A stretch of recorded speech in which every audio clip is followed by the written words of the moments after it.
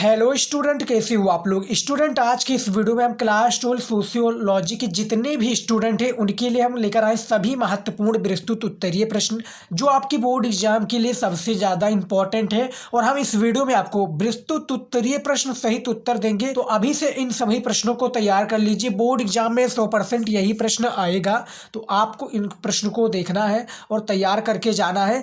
ये प्रश्न आपका 8 नंबर का बोर्ड एग्जाम में प्रत्येक प्रश्न पूछा जाता है। तो वीडियो को आप लास्ट तक जरूर देखिएगा। चैनल पर नए तो चैनल को सब्सक्राइब कर लीजिए, क्योंकि हम ऐसे इंपॉर्टेंट वीडियो आपके लिए लाते रहेंगे। तो वीडियो को लास्ट तक जरूर देखिएगा। चलिए देखते हैं, प्रश्न सहित उत्तर हम बताएंगे। तो पहला प्रश्न है आपका, भारत में अन्य पिछड़ी जातियों की जो प्रमुख समस्याएं, इसकी विवेचना आपको करना है। क्या आपका है, देखिए, भारत में अन्य पिछड़ी जातियों की प्रमुख समस्याएं निम्न प्रकार हैं। तो यहाँ पर प्रश्न क्या पूछ रहा है कि भारत में अन्य पिछड़ी जातियों की जो प्रमुख समस्याएं हैं, इसकी आपको विवेचना करना है। तो किस इस प्रकार से हमने किया है 8 नंबर के लिए, आपको भी इसी प्रकार से बोर्ड एग्जाम में भी लिखना है। तो देखिए, भारत में अन्य पिछड़ी जातियों की प्रमुख समस्याएं निम्न प्रकार से, किस प्रकार से, इस प्रकार से आप देख सकते हैं। पहला है अंतःक्रिया का अभाव। हेडिंग इसी प्रकार से आपको बोर्ड एग्जाम में डालना है। याद रखिएगा स्टूडेंट, हेडिंग आपको डालना, लेकिन रेड पेन का यूज नहीं करना है आपको बोर्ड एग्जाम में। ब्लैक और ब्लू पेन के अलावा कोई भी अदर पेन यूज नहीं करना है। तो आपको ब्लैक पेन से सिंपली से ऐसे डाल देना है। नीचे आप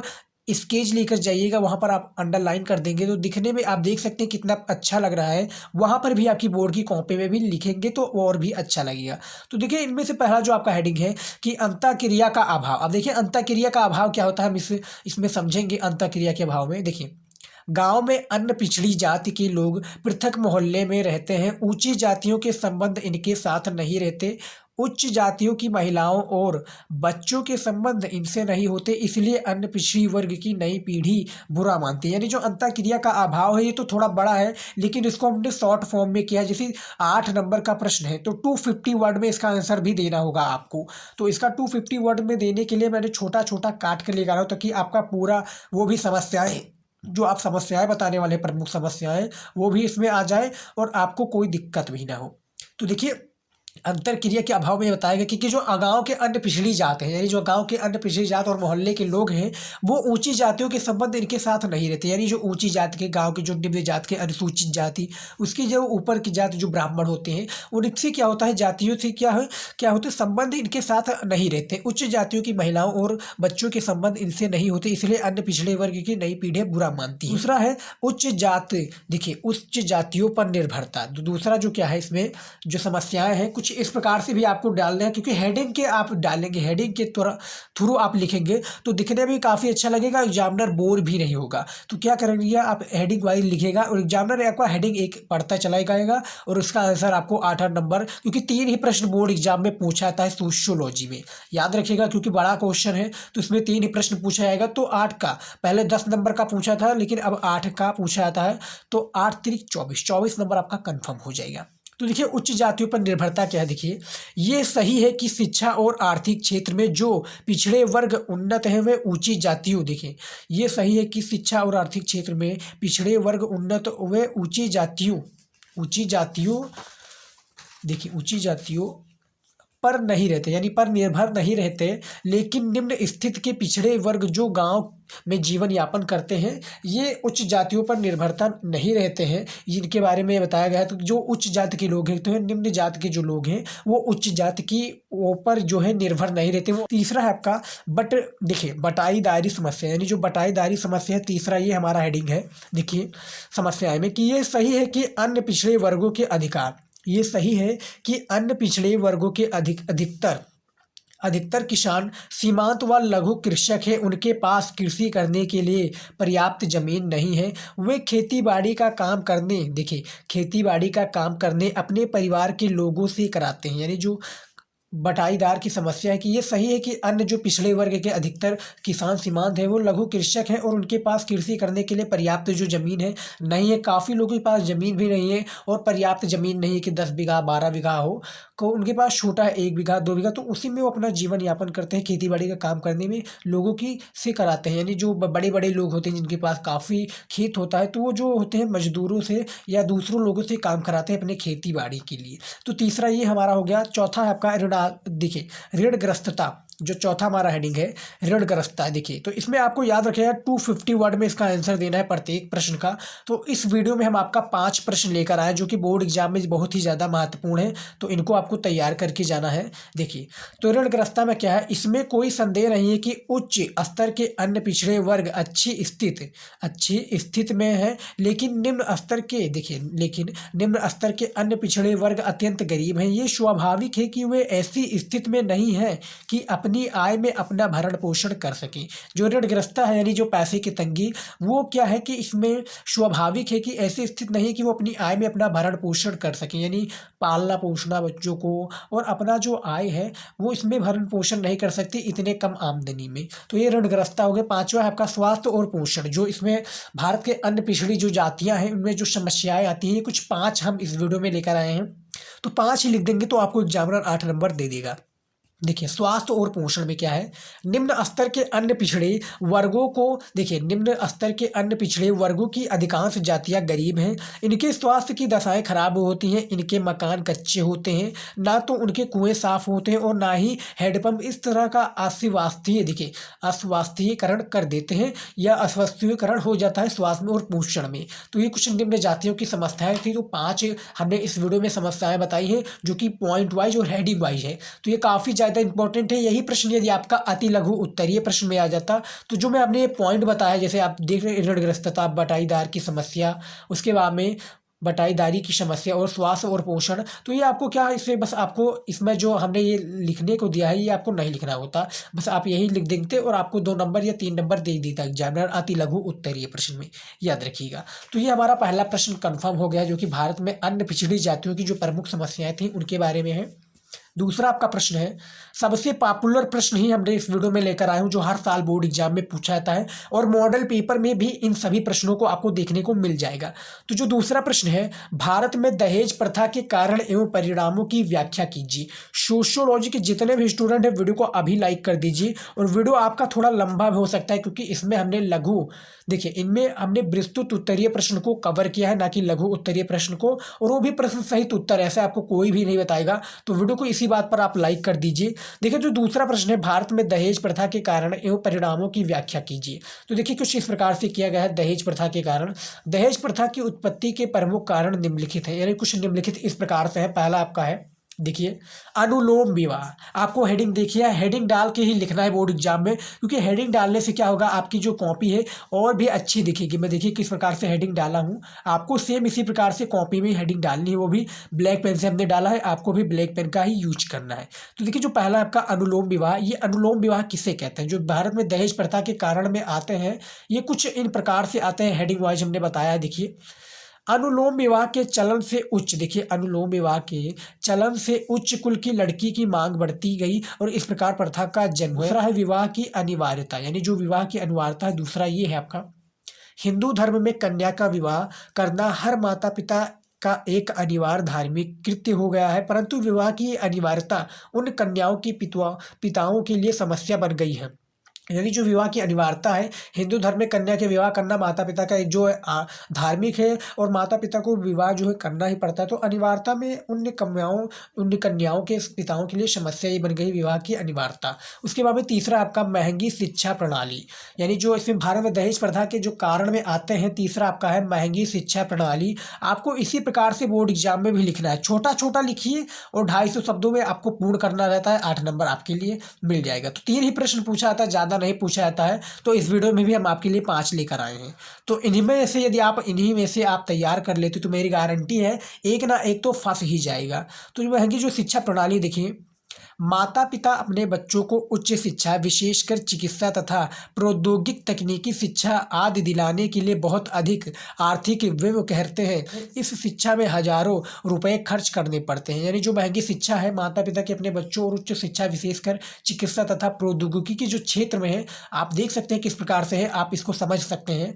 उसके बाद में चौथा है संयुक्त परिवार। देखिए संयुक्त परिवारों में स्त्रियों का शोषण, चौथा जो हमारा है दहेज प्रथा में, कि संयुक्त परिवारों में जो है स्त्रियों का शोषण किया जाता है। ये देखिए स्मृति काल तक देखिए स्मृति काल तक स्त्रियों की स्थिति, देखिए जो स्त्री है इसकी स्थिति अत्यधिक दयनीय थी। संयुक्त परिवारों में नए वधुओं का प्रताड़ित किया जाता था, यानी जो नवविवाही आते हैं, जो नए नए आते थे, जिनका नया नया शादी होता था, वो क्या होती प्रताड़ित होती थी। संयुक्त परिवार और स्त्रियों का शोषण किया जाता था। तो चौथा हेडिंग था उसको भी हमने कंफर्म कर दिया है। चला अगले देखते हैं जो दहेज का परिणाम है, क्योंकि जो प्रश्न पूछा गया था आप देख सकते हैं, प्रश्न पहले पढ़ लीजिए क्या पूछा गया था कि भारत में दहेज प्रथा के कारण एवं परिणाम। तो कारण तो हमने बता दिया, जो आप देख सकते हैं कारण, लेकिन अब परिणाम बताना बाकी है। तो कारण एवं परिणाम बताना था, तो परिणाम हम बता देते हैं। देखिए दहेज के परिणाम आप देखिए, पहला इसमें हेडिंग है दहेज के परिणाम में पारिवारिक संघर्ष। क्या है? पारिवारिक संघर्ष। तो देखिए दहेज प्रथा अनेक पारिवारिक संघर्षों एवं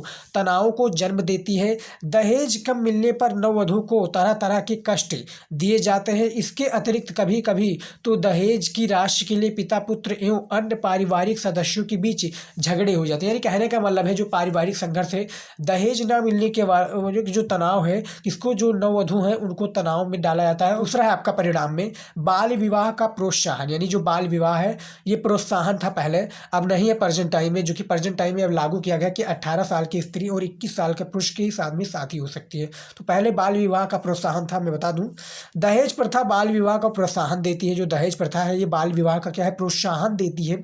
इसका कारण यह है कि बाल विवाह में अधिक दहेज की मांग नहीं की जा सकती, यानी इसका जो कारण है क्या है, जो बाल विवाह करने का कारण, सबसे कारण इम्पॉर्टेंट ये है कि जो दहेज इसमें मांग नहीं की जा सकती, क्योंकि इसमें छोटी होती है और उसमें शादी जो होती है हो जाती है। तो देखिए आपका अनेक समस्याओं के लिए उत्तरदायी, यानी जो अनेक समस्याओं के लिए उत्तरदायी है। देखिए दहेज प्रथा अनेक सामाजिक समस्याओं को भी जन्म देती है। इसी प्रथा के कारण आज अनेक विवाद टूट जाते हैं। अनेक समस्याओं के लिए ये उत्तरदायी है दहेज प्रथा।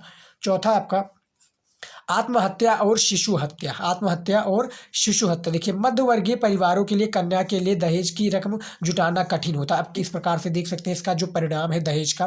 पांचवा आप देख सकते हैं अविवाहित लड़कियों की संख्या में वृद्धि। 6 आपका निम्न जीवन स्तर। तो इसको भी आप थोड़ा थोड़ा अपने हिसाब से लिख सकते हैं, बना बना कर लिखेंगे तो आपको एग्जामिनर 8 नंबर देगा। तो याद रखिएगा यदि आप चौथा यहीं तक लिख देंगे आत्महत्या और शिशु, तो आपका 250 शब्दों में कंप्लीट हो जाएगा और आपको 8 नंबर एग्जामिनर दे देगा। तो ये भी हमारा प्रश्न कंप्लीट हो गया। क्योंकि भारत और दहेज प्रथा के कारण और परिणामों का आपको व्याख्या हमने बता दिया। दूसरा प्रश्न है, तीसरा आपका समाजशास्त्र का माल्थस के जनसंख्या वृद्धि जो संबंधी सिद्धांत है, इसको आपको समझाना है। ये बोर्ड एग्जाम में हर साल पूछा जाता है। आप देखेंगे पिछले ईयर का पेपर, तो उसमें भी ये पूछा गया है। तो देखिए जो BVI इम्पोर्टेंट क्वेश्चन भी हम इसको कह सकते हैं।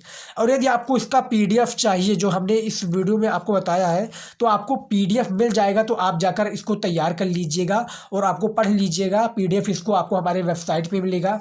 वेबसाइट वही है शिवम स्टडी नॉलेज। आप जाकर गूगल पर सर्च करेंगे, आपको हमारा वेबसाइट जाएगा, वहां से आप जाकर इजीली डाउनलोड करते हो सकते हैं, वो भी फ्री ऑफ कॉस्ट। उसके लिए आपको कोई भी पैसे पे नहीं करने पड़ेंगे। तो जाकर आप हमारे चैनल पर, हमारे वेबसाइट पर जा सकते हैं। चैनल के माध्यम से आपको डिस्क्रिप्शन में लिंक मिल जाएगा, वहां से भी आप विजिट कर सकते हैं। तो देखिए माल्थस की जनसंख्या वृद्धि सिद्धांत कुछ इस प्रकार से है।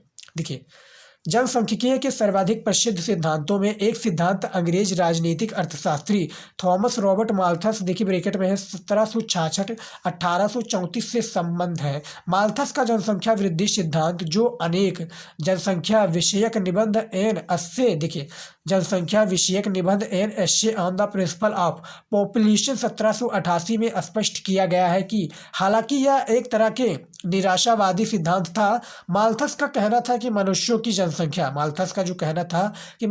जनसंख्या उस दर की तुलना में अधिक तेजी से बढ़ती है जिस दर पर मनुष्य के भरण पोषण के साधन, ब्रैकेट में आपका विशेष रूप से भोजन, लेकिन कपड़ा और अन्य कृषि आधारित उत्पादित भी, ब्रैकेट बंद, बढ़ सकती हैं। इसीलिए ब्रैकेट में ये सभी चीज़ आते हैं। तो आप यहाँ से भी स्टार्ट करते हैं कि भरण पोषण के साधन बढ़ सकते हैं, तो ब्रैकेट में ये सब भी आप लिख सकते हैं, बढ़ सकते हैं। इसलिए मनुष्य सदा ही गरीबी की हालत में जीने के लिए दंडित किया गया है, क्योंकि कृषि उत्पादन की वृद्धि हमेशा ही जनसंख्या की वृद्धि से पीछे रहेगी।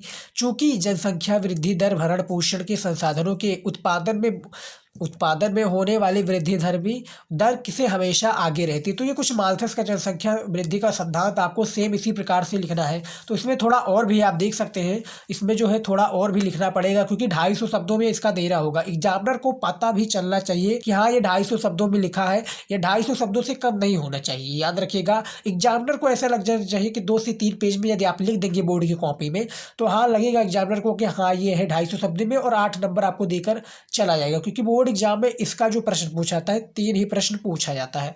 तो माल्थस के अनुसार जो जनसंख्या वृद्धि सिद्धांत है कुछ इस प्रकार है। इसका थोड़ा और भी अब मैं दिखा दूं। देखिए हमेशा आगे रहती है उसके बाद में, इसलिए जनसंख्या वृद्धि को नियंत्रित करना ही समृद्धि को बढ़ाने का एकमात्र तरीका है। मनुष्य में जनसंख्या नियंत्रण की स्वेच्छापूर्ण, देखिए मनुष्य में जनसंख्या जो नियंत्रण की स्वेच्छापूर्ण प्रवृत्ति का अभाव होता है। ऐसी स्थिति में जनसंख्या नियंत्रण के प्राकृतिक अवरोध अनिवार्य हो जाते हैं। ये अकाल तथा बीमारियों के रूप में सामने आते हैं। माल्थस के सिद्धांत का सबसे अधिक खंडन यूरोपीय देशों के ऐतिहासिक अनुभव के आधार पर किया गया। 19वीं शताब्दी के उत्तरार्ध तथा 20वीं शताब्दी के आरंभिक दशकों में जनसंख्या वृद्धि तथा खाद्यान्न उत्पादन के पैटर्न में परिवर्तन आया। इस दौरान जनसंख्या की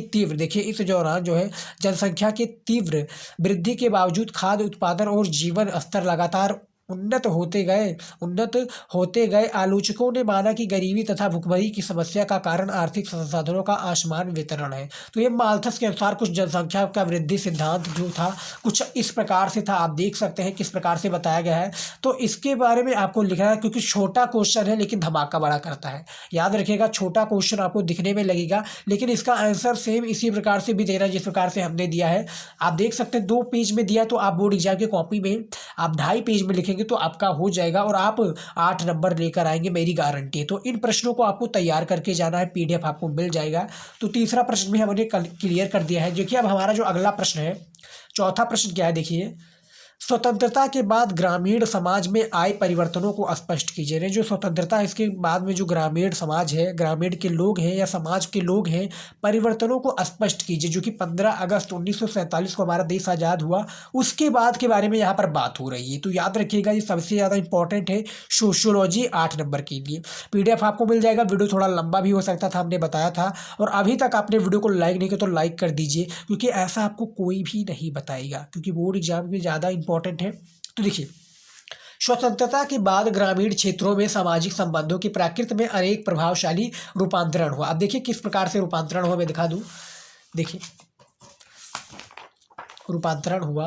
नंबर पहला पर है आपका गहन कृषि के साथ, देखिए पहला जो है नंबर 1 पर, गहन कृषि के साथ कृषि मजदूरों की दिहाड़ी में वृद्धि। दूसरा आपका भुगतान के लिए अनाज के बदले नगद राशि के माध्यम से भुगतान। तीसरा आपका पारंपरिक संबंधों में शिथिलता अथवा भूस्वामी एवं किसान या कृषि मजदूरों के मध्य संबंधी दरार। चौथा आपका है, देखिए चौथा क्या है, नए दिहाड़ी मजदूरों के नए वर्ग का उदय। अब मैं बता दूं कि ये जो हमारा गहन कृषि के साथ कृषि मजदूरों की दिहाड़ी के बारे में बात हो रही है। और जो प्रश्न हमारा था कि 1947 के बाद में समाज में जो ग्रामीण समाज है कैसे बदलाव हुए। तो मैं बता दूं पहले जो था अंग्रेज थे जो गहन कृषि करते थे, मजदूर करते थे, कृषि मजदूर थे, उनको दिहाड़ी पूरी नहीं दिया जाता था। लेकिन जो पूरी जो 1947 के बाद में जो हमारा देश आज़ाद हुआ, उसके बाद में गहन कृषि के साथ कृषि मजदूरों की जो दिहाड़ी में वृद्धि हुई, याद रखिएगा। और इन सभी के माध्यम से ये सभी पॉसिबल हुआ है। उसके बाद में देखिए भूस्वामियों तथा कृषि मजदूरों के मध्य संबंधों की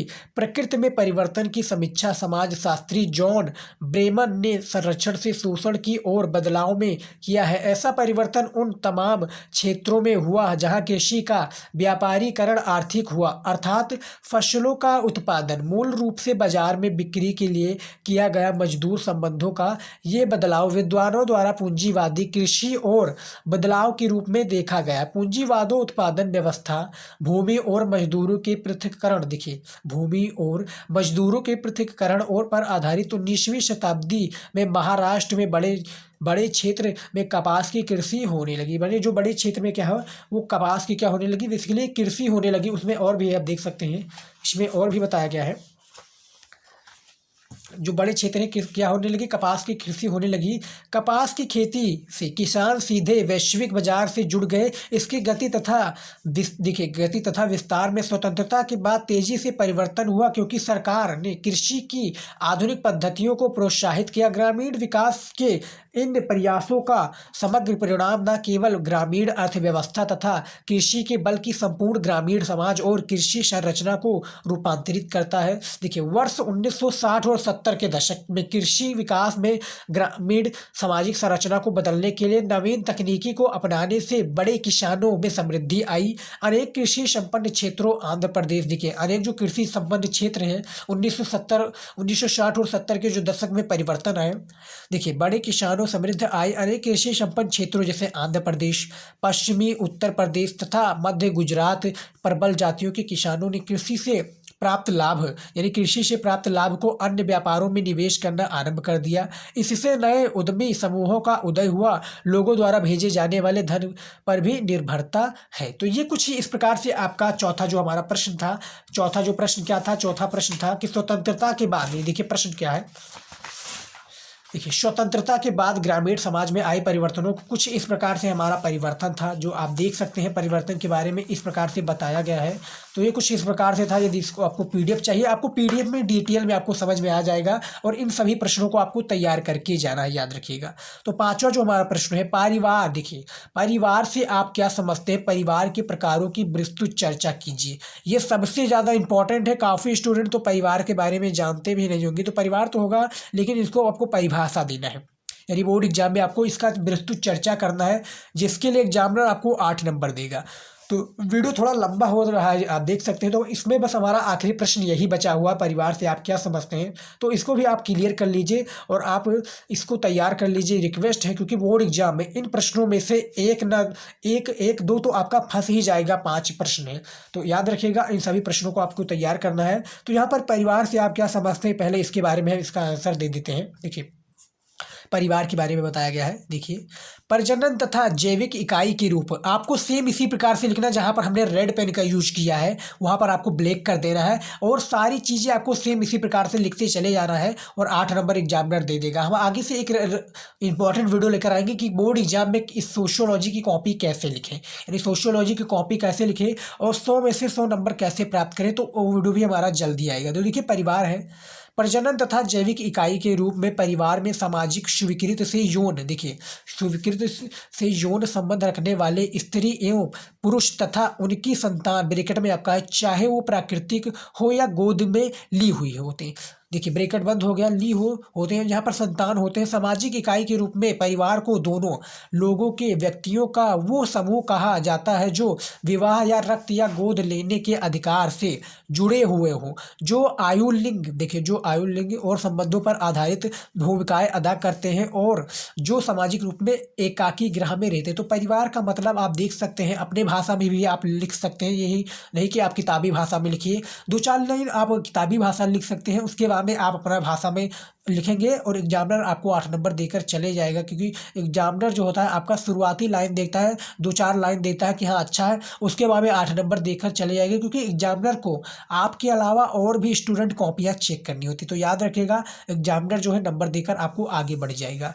तो देखिए जो हमारा अगला है, परिवार के 2 प्रकार होते हैं। यहाँ पर हमने बात हो रही कि परिवार के प्रकारों की विस्तृत चर्चा कीजिए, तो परिवार के प्रकारों का भी आपको चर्चा करना। तो देखिए परिवार 2 प्रकार के होते हैं, मूल परिवार और विस्तृत परिवार। तो इसके बारे में भी हमें डिटेल में लिखना होगा, याद रखिएगा, क्योंकि 250 वर्ड आपका कंप्लीट होना चाहिए। तो इस प्रकार से भी लिखे कि एग्जामिनर को भी पता चले, नहीं तो आप जाकर 100-150 शब्दों में लिख दे और एग्जामिनर कभी कभी क्या हो रहा था, सनकी जो एग्जामिनर होते हैं वो क्या करते हैं, कभी कभी इसको पढ़ने लग जाते हैं। तो उस शब्द को पढ़ने लगेंगे तो आपको उसमें फेल भी कर सकते हैं, नहीं फेल नहीं करेंगे, आपको कम नंबर देंगे। जैसे 8 नंबर का है तो 4 या 5 नंबर देकर आगे बढ़ जाएंगे। तो देखिए जो परिवार के 2 प्रकार होते हैं, मूल परिवार और विस्तृत परिवार। तो देखिए मूल परिवार में माता पिता और उनके बच्चे सम्मिलित होते हैं। विस्तृत परिवार के भिन्न 2 परिवार, देखिए भिन्न भिन्न परिवार भी हो सकते हैं। तो मूल परिवार में जो है माता पिता उनके बच्चे जो है सम्मिलित होते हैं, विस्तृत परिवार के भिन्न भिन्न भी हो सकते हैं। अब देखिए IP देसाई के द्वारा क्या बात हो रही है इसमें कि IP देसाई के अनुसार, आपको इनके अनुसार जो हमारे RP देसाई जी हैं, ये एक जो समाजशास्त्री सोशियोलॉजिस्ट हैं, तो इनके अनुसार ये अपना मत दे रहे हैं कि परिवार का अर्थ क्या होगा। तो देखिए, अंग्रेजी का जॉइंट फैमिली शब्द किसी भी ऐसे देखिए किसी भी ऐसे किसी भी ऐसे भारतीय शब्द का अनुवाद नहीं है। ये बात रुचिकर है कि अधिकांश भारतीय भाषाओं में संयुक्त देखिए आज आगे का जो भाषाओं में संयुक्त परिवार के लिए प्रयुक्त शब्द अंग्रेजी भाषा के जॉइंट फैमिली शब्द का ही अनुवादित पर्याय है। क्या है? जॉइंट फैमिली का है अनुवादित, क्या है? परिवार है, अनुवादित पर्याय है। तो इसके बारे में ही होगा कि जो IP देसाई है, इनके अनुसार ये कुछ इनके जो परिवार किसे कहते हैं, इनके अनुसार ये परिवार की परिभाषा है। तो इनके अनुसार भी आप लिख सकते हैं। अब यहाँ पर हमारी बात हो रही है नातेदारी के प्रमुख प्रकार। तो आपके नातेदारी के प्रमुख प्रकार के बारे में भी आपको लिखना होगा, इसका विस्तृत चर्चा भी आपको करना होगा। तो देखिए, जो नातेदारी के प्रमुख प्रकार है या परिवार के प्रकारों की विस्तृत चर्चा कीजिए, इसी में आपका राइट आंसर छुपा हुआ है। तो आप चाहे परिवार के प्रकारों की विस्तृत कीजिए, चाहे आप नातेदारी के प्रमुख प्रकारों की। तो देखिए, नातेदारी का आधार संबंध और सामाजिक अंत। देखिए, नातेदारी का आधार संबंध और सामाजिक अंत क्रिया है। नातेदारी दो प्रकार की होती है, यानी जो नातेदारी है ये दो प्रकार की होती है। किस प्रकार से? देखिए, पहला आपका है समरक्तीय नातेदारी, यानी देखिए पहला जो है समरक्तीय नातेदारी में क्या है, रक्त संबंधों को व्यक्त करने के लिए समरक्त देखिए समरकर्ता का प्रयोग किया जाता। देखिए क्या लिखा है इसमें, आप पहले पढ़िए, क्वेश्चन को पढ़िए। देखिए समरकर्तीय नातेदारी में है, रक्त संबंधों को व्यक्त करने के लिए समरकर्तता का प्रयोग किया जाता है। वे संबंध जो रक्त पर आधारित है समरकर्तीय कहलाते हैं। इस संबंध में भाई, देखिए इस संबंध में जो आते हैं समरकर्तीय नातेदारी में, इस संबंध में भाई बहन चाचा ताऊ भतीजा आदि आते हैं समरकर्तीय परिवार नातेदारी में। क्योंकि यहाँ पर बात हो रही है नातेदारी दो प्रकार है, तो पहला तो हमारा होगा, दूसरा है वैवाहिक नातेदारी। अब देखिए वैवाहिक नातेदारी किसे कहते हैं? विवाह के बंधन पर आधारित संबंधों, देखिए विवाह के जो बंधन पर आधारित संबंधों का वैवाहिक नातेदारी कहते हैं। इसके अंतर्गत बहनोई जीजा साढ़ू देवरानी जिठानी आदि आते हैं। तो नातेदारी के दो प्रकार थे। परिवार किसे कहते हैं, परिवार के प्रकारों की विस्तृत चर्चा भी हमने कर दी है। तो आप देख सकते हैं पांचवा प्रश्न भी हमने क्लियर कर दिया है। आपको इस प्रकार से नहीं समझ में आएगा, क्योंकि वीडियो तो हम जल्दी पढ़ रहे हैं और जल्दी आपको समझ में नहीं आएगा। यदि आप इसको PDF डाउनलोड कर लेंगे तो आपको समझ में आ जाएगा। और वहाँ पर आपको हमारे वेबसाइट पे जाना होगा फ्री ऑफ कॉस्ट, वहाँ पर आपको एक भी पैसा नहीं करना पड़ेगा। और जो भी मैं वीडियो बनाता हूँ वहाँ पर आपको सभी का PDF मिल जाएगा, तो आप जाकर वहाँ से ईजिली डाउनलोड कर सकते हैं। तो जाइए डाउनलोड कर लीजिए। और ये सभी प्रश्न आज के इस वीडियो में हम 5 प्रश्न लेकर आए थे, जो कि प्रश्न सहित उत्तर था। और एक ही प्रश्न का एक जो आपका विस्तृत उत्तरीय प्रश्न है ये 8 नंबर का था, और इसका जो शब्द सीमा था 250 शब्दों में था। तो आई होप कि पूरा वीडियो आपको पसंद आए, क्योंकि इसमें हमने 5 ही प्रश्न को लिया है, और यही 5 ही प्रश्न आपका देखिए कि वीडियो थोड़ा लंबा भी कर दिया है। तो आई होप कि आज के इस वीडियो आपको पसंद आया हो। पसंद आए तो वीडियो को लाइक कीजिएगा, और ज़्यादा से ज़्यादा अपने दोस्तों के साथ शेयर करना मत भूलिएगा, क्योंकि हम ऐसे इंपॉर्टेंट वीडियो आपके लिए लाते रहेंगे। तो मिलता है नेक्स्ट वीडियो में, तब तक के लिए जय हिंद। पढ़ते रहिए और अच्छे से जो है बोर्ड की तैयारी करते रहिए। जय हिंद।